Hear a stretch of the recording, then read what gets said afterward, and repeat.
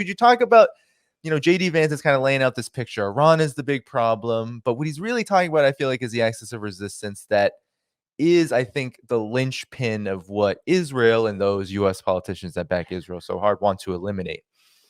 Well, what struck me in listening to him, and I hadn't heard that before, and I honestly haven't been paying that much attention to the circus of American politics. But what struck me is that he was talking in the standard imperial Washington lingo in which the United States gets to decide everything and gets to tell everyone what to do. But that's just not the case. What J.D. Vance and what perhaps others in Washington don't understand is that Iran is a sovereign country. Iran decides its fate. And that's why they hate Iran. That's why they're determined to find some way to destroy Iran. But again, you have to look at the sweep of history. Iran had a revolution in 1979 against an American backed puppet regime that acted as, the U.S. Local native policemen in the region, the Shah was absolutely brutal to Iranians. And what the Iranian Revolution did, and it was a revolution in the true sense that it completely changed the system. It removed the old elites, it removed their old relationships, and it replaced them with a sovereign regime in Iran. Now, you can like that regime, you can love that regime, you can hate that regime because of its social policies or its theology or whatever. People have that right, and Iranians disagree about that.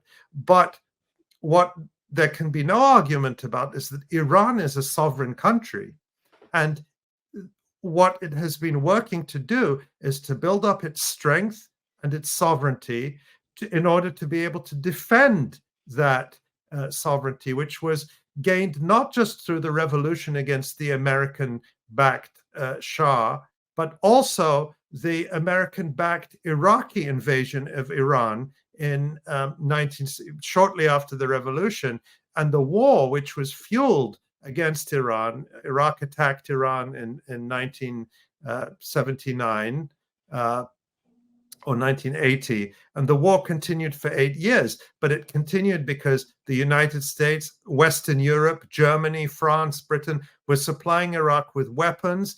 The Gulf Arab states were funding the Iraqi war machine, and the goal was to destroy the Iranian Revolution at birth. But Iran withstood that American-backed invasion, and again paid a very high price. I haven't had the opportunity to go to Iran, but my Iranian friends tell me that, in every Iranian town, you see a memorial to all those people who died in the Iran-Iraq war, which again was an imperial proxy war. It's important to understand that. And the reason I'm bringing this up is because a country that has won its sovereignty and independence this way will not give it up easily. That's why Iran has defied all the constant predictions that, the people are going to turn against the regime. What my understanding is that people may oppose the government on all sorts of things, but nobody wants Iran to be destroyed. Nobody wants Iran to be invaded. And so Iranians rally around. Now, you spread that picture out across the region, and you see that Iran is in alliance with other like-minded movements and countries. So Hezbollah in Lebanon, the resistance movement, which was founded to resist the Israeli invasion in 1982. In Syria, of course, which is the literal land bridge between the resistance in Lebanon and Iran. And that's another reason why Syria was targeted by this proxy war for a decade that was intended to topple its regime and replace it with a pro-American regime or a failed state like we see in Libya and in other countries invaded and destroyed by the United States. And then Ansarullah in Yemen, similarly, the United States, Britain, France, and the Saudis waged a war for 9 years to try to destroy the Ansarullah in Yemen, and they have only gained strength to the point where they're now independently intervening to enforce a naval blockade, a maritime blockade on Israel in solidarity with Palestinians in Gaza. And the US has thrown everything it can at this axis of resistance, and it's only gotten stronger. So I think the way to understand this axis of resistance is not in the terms that a J.D. Vance would use it. Oh, Iran, they're troublemakers in the region, and a Sunni Shia, split, and all this bullshit. These are people who, like other people in the world, have decided, we are going to determine the fate of our own country, not you. You don't get to tell us what to do. You don't get to steal our resources. You don't get to choose our leaders. We do. And if you like our leaders or hate them, we don't care. It's not your problem. And this is the fundamental demand of people all over the region. It's the promise of the UN Charter that every nation is sovereign and independent and free from interference in its internal affairs from other countries. And so this axis of resistance is rolling back American imperialism in the region. It's rolling back European imperialism and neocolonialism in the region. And it just doesn't matter if Americans love the government of Iran or hate the government of Iran. That is purely the business of Iranians. And the same is true in the other countries. But what this has done, to bring it back to Gaza, is it has provided a strategic depth and width for the resistance in Palestine that is crucial. Gaza is completely blockaded and isolated. It's a tiny area. Why hasn't Israel been able to defeat and impose its will on the resistance in this really tiny area that has no natural resources? I've been to Gaza. It really has no natural resources. There's no oil. There's no diamonds. There's no gold. I don't know what else you might call a natural resource. There are no forests. There are no mountains. There's no high ground. There's nowhere to hide. Of course, that's why the resistance went underground. But it's been able to fight, yes, because of the bravery and courage and heroism of the resistance and the skill of their planning and their long-term thinking. All of that is absolutely to their credit. But it's also because of the wider relationships and alliances with Iran, with Hezbollah in Lebanon. And Hezbollah is waging a very sophisticated war against Israel in the north, entirely in support of Gaza. Hezbollah says, our battle with Israel right now is in support of Gaza. If there's a ceasefire that the resistance in Gaza accepts, we stop immediately. No point coming to talk to us about finding a separate solution for the fighting on the Lebanese front. We'll stop the minute Israel stops its genocide in Gaza. And Ansar Allah in Yemen have done the same. And Israel can't do a damn thing about it. They are unable to prevent Hezbollah from destroying, and that's what Hezbollah has done. And we've covered this extensively on the Electronic Intifada live stream. Our colleague John Elmer gives a brilliant military analysis of this almost every week. Systematic destruction of Israel's military and surveillance infrastructure on the border with Lebanon. And Israel makes a lot of threats about, we're going to deal a death blow to Lebanon and to Hezbollah, and we're going to turn it to Gaza. And, never bet against Israel doing that, because, as we know, they're truly genocidal. But they haven't done it yet, when I think in previous years they would have by this point, because they're so weakened. They don't have the ground forces to mount any kind of serious invasion of Lebanon. In 2006, Israel invaded Lebanon and was soundly defeated and humiliated. That was 2 decades ago. Hezbollah is far stronger now. And of course, the Israeli army, as we said, is already decimated by the resistance in Gaza. And at the same time, Israel's trump card has always been its air force and its air superiority and its ability to carpet bomb from the sky with virtually no opposition. And now they can't do that with Lebanon without the risk of massive mutually assured destruction. Yes, Israel can destroy Lebanon, but the Israelis now believe, and with good basis, that Lebanon can now destroy Israel. Hmm.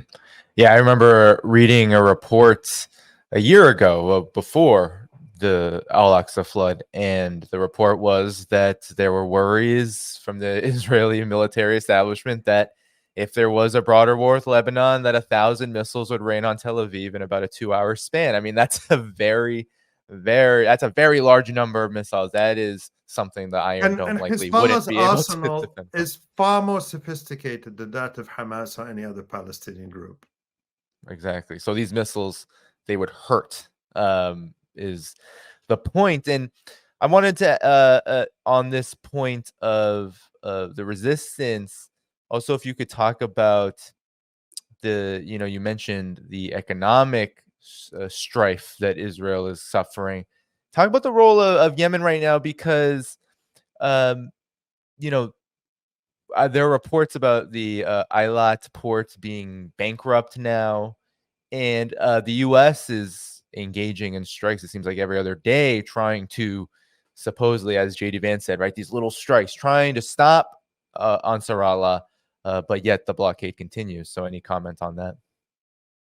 Yeah, and of course, remember, as I said, that Barack Obama began a genocidal war on Yemen in 2015, and with the Saudis and the British and the French, and they were at certain points bombing Yemen far more intensely, killing a lot of civilians, destroying a lot in Yemen, but achieving absolutely nothing in terms of diminishing the determination of Yemen to resist this and the development of their abilities. It's the same story with Hamas, with Hezbollah. The more Israel and its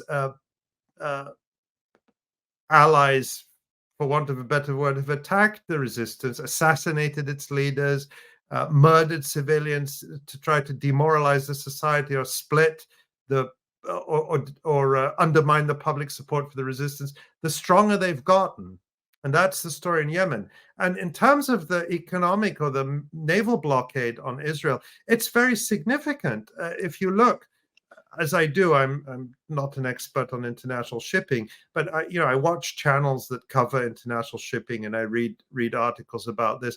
And something like 80% of large container traffic is now being routed around the Cape of Good Hope. So having to go the long way around Africa to get from Asia to Europe, from China to and other Asian ports to Europe, and vice versa. And this increases costs dramatically because, of course, it takes longer, it's more expensive in fuel for the ships, insurance costs go up. There are huge logistical issues in terms of just the positioning of containers and ships and so on. It's all very complicated. But in terms of Israel itself, and by the way, these effects are only now starting to be felt because it takes a while for all of this to filter through the system. In terms of Israel, several ships have been sunk, which they weren't necessarily Israeli ships, but Ansar Allah identified what they said was some connection with Israel, and some have been sunk. That we've seen footage of, I think, at least 2, but possibly 3 large ships going down in the ocean. And the insurers look at that, the shippers look at that, and they say, that's not for us. And so, as you said, Eilat, which is the main Red Sea port, an important port, as I understand, I think it's the main port for importing automobiles into Israel, is effectively shut down. But it's what it also means is that the economic impact on Israel is also in terms of unavailability of certain basic goods and more inflation as well. Costs go up there. And then don't forget you have Turkey, which has prohibited the export of a wide range of goods, what they call dual-use goods, to Israel. But this includes construction supplies and cement and concrete and steel and other things that are crucial to Israel's construction industry, which is a major part of the economy, real estate and building luxury condos and then trying to sell them to rich American Zionists. And so that's come to a halt. Most of the labor, we don't often talk about the labor side. This is underestimated, but Israel, as much as it, I don't want to go off on too much of a tangent, but a few years ago there was a lot of debate about how much Israel resembles South Africa, and one of the arguments that was always made is that, there's a difference between the apartheid regime in South Africa, because the apartheid regime needed black workers, and that gave black workers, a lot of strength. We saw, trade unions in the mining industry and so on in South Africa played a major role in the anti-apartheid struggle. But people would argue that Israel doesn't need the Palestinians the same way. And maybe that's true to some extent, but it's less true than people think. Israel's entire construction sector and a large part of its agricultural sector depends on Palestinian labor, and particularly Palestinians coming in from the occupied West Bank. But since October 7th, Israel has virtually banned those workers coming in.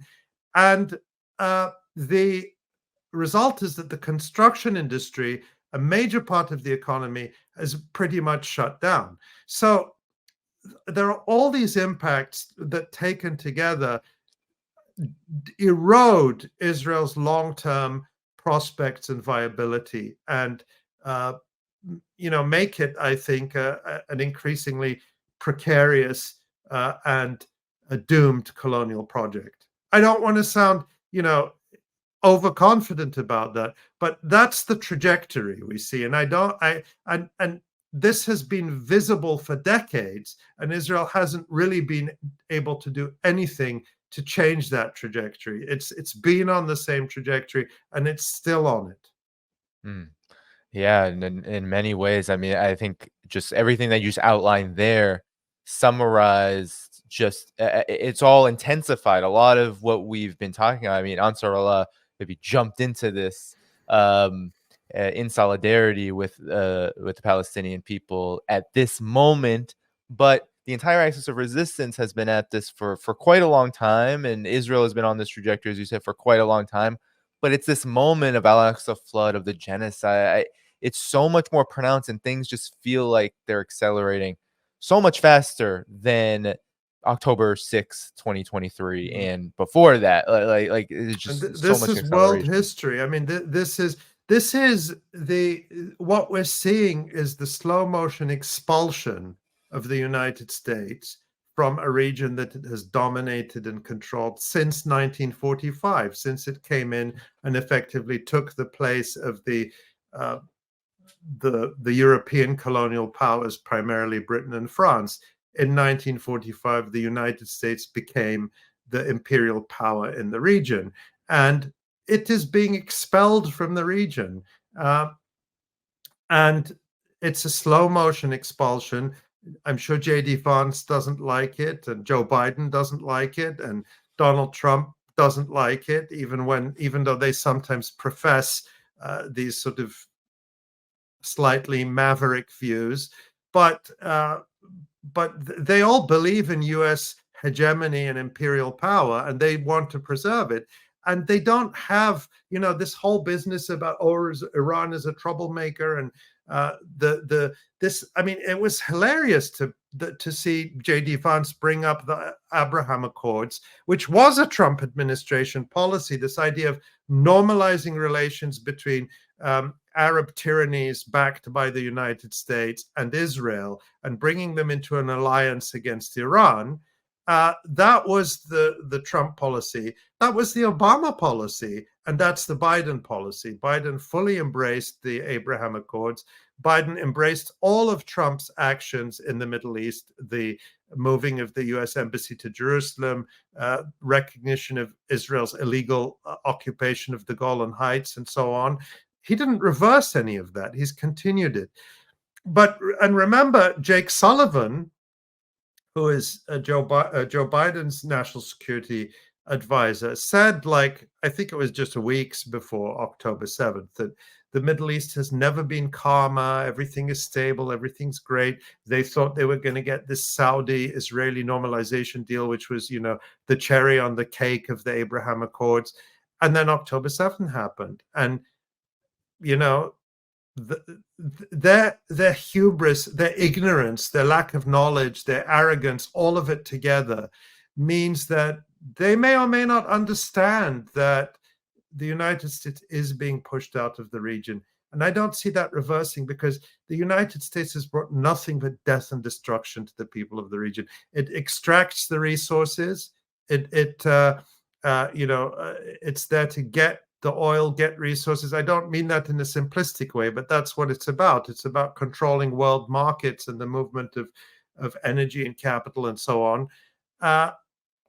While the masses of the people in the region are impoverished under these American-backed dictatorships. And why would anyone choose that? Why would anyone choose that? When you think about a rising power like China, and what does China bring? It brings infrastructure. It brings development. Even in a US client like Jordan, a US vassal state like Jordan, I go to Jordan all the time. And, I noticed when I was leaving Jordan the last time, the new airport, which opened a few years ago, it's this, very modern airport. And it was run by I think they gave the franchise to run it to a French conglomerate. But when you walk onto the aircraft, the gates, the jetways that lead to the aircraft are Chinese. That basic infrastructure is Chinese. You have roads, highways, hospitals being built around the world by China. Even, again, a country like Jordan, a US vassal state, you see like Chinese cars everywhere. Like this is just in the past 2, 3, 4 years. And you just multiply that across the world. What do the Americans bring to the region? I don't see any American hospitals, even in a client state like Jordan. Even, a country where the regime has given everything to the United States, all its loyalty. People aren't benefiting from that. Nobody's benefiting from that. Take Iraq, which was invaded and destroyed by the United States in the US-led aggression 20 years ago. China is rebuilding Iraq.